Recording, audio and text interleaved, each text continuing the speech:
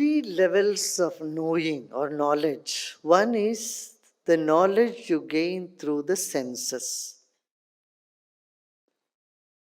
This is very individual.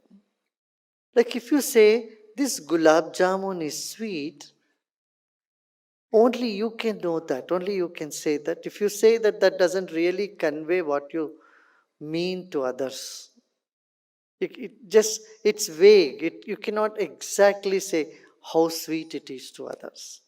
So the knowledge you get through the senses, all the five senses, is the first level of knowledge.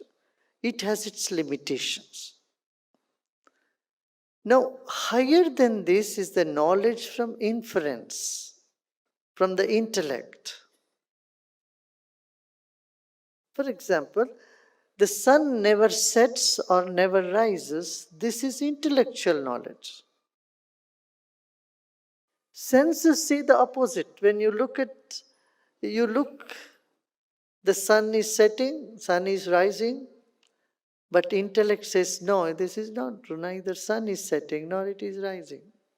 Similarly, you see in a beaker of water, a pen, you put a pen, it looks to have it bent. Optical illusions are called illusion because of intellectual knowledge. This is superior than the knowledge from the senses. There is a sense, the sixth sense, from which when you get knowledge, that is an intuitive knowledge, is even higher than the intellect.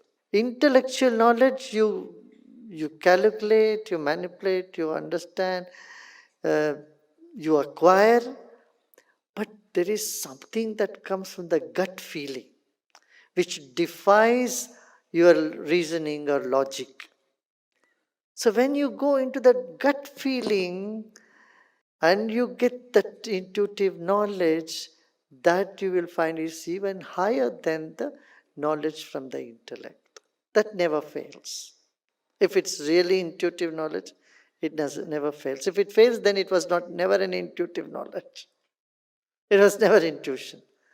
So these three levels of knowledge, knowledge through the senses, through the intellect, and something beyond the intellect, from the spirit itself, from the consciousness itself, are three levels. And they all have their significance, their place.